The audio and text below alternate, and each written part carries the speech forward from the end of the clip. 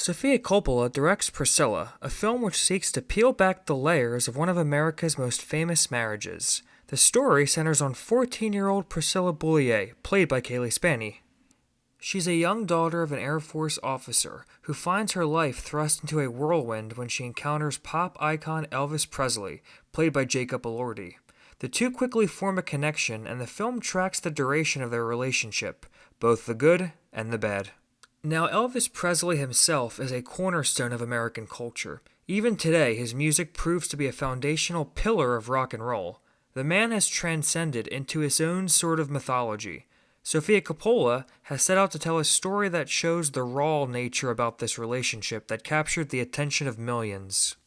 And, of course, both filmgoers and critics will undoubtedly draw comparisons between this movie and Baz Luhrmann's extravagant biopic that exploded in the theaters last year.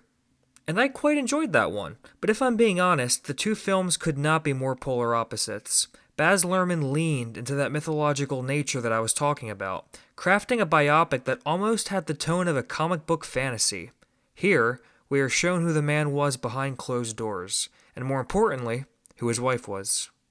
Kaylee Spaney shines in the role, and that's no small feat as the success of the film largely falls on her shoulders. She's in pretty much every scene, and it's her point of view in which we view the story. This kind of performance is also difficult as it requires an actress to demonstrate a sort of reserved strength while sharing the screen with a pop icon.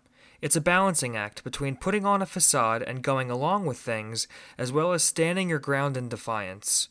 If an actress were to lean too far in either direction, it wouldn't work, but Spaney absolutely shines. With the film tracking an almost 13-year journey, the actress is convincing along every step of the way. We believe her growth from a timid high schooler absolutely enamored with a legend to an independent woman who is conflicted about her marriage. And then we have Jacob Elordi as Elvis Presley, in a performance that feels full of erratic energy. When he first enters her world, we see his charisma firsthand, but that's only one part of the performance, as the actor is also doing a balancing act of sorts, juggling that magnetism with a sense of manic unease.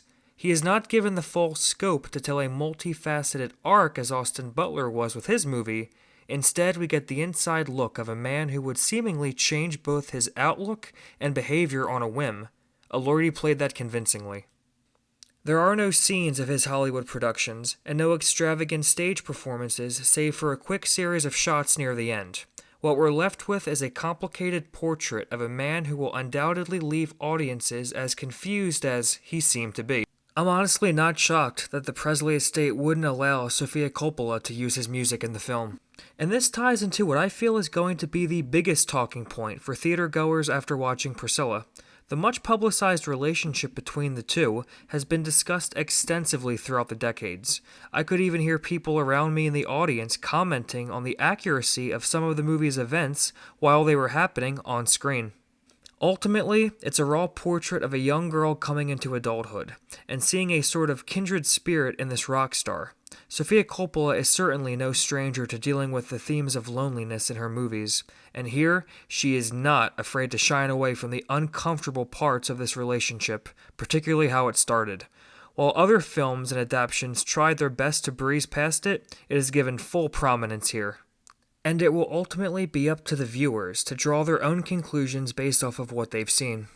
As expected, the direction here is top-notch, and in the absence of Elvis's music catalog, we get a full library of 60s pop classics as well as contemporary alt music, which perfectly encapsulates both the changing times as well as a degrading relationship at the forefront.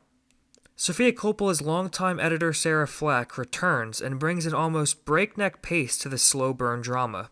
Admittedly, some sequences felt quite jarring, as even a simple conversation between the two can explode within a moment's notice, and a fight which most people assume would end any relationship quickly recedes into the past as the very next scene takes us into a moment of pure bliss and happiness. I can tell this manic nature was very much intentional, but for some it may feel a bit too jarring. There are lots of scenes where we see Priscilla left wandering the halls of Graceland, a young girl lost in this almost golden mausoleum. With great talent from both behind and in front of the camera, we feel as lost as she does. I'm going to give Priscilla a B+.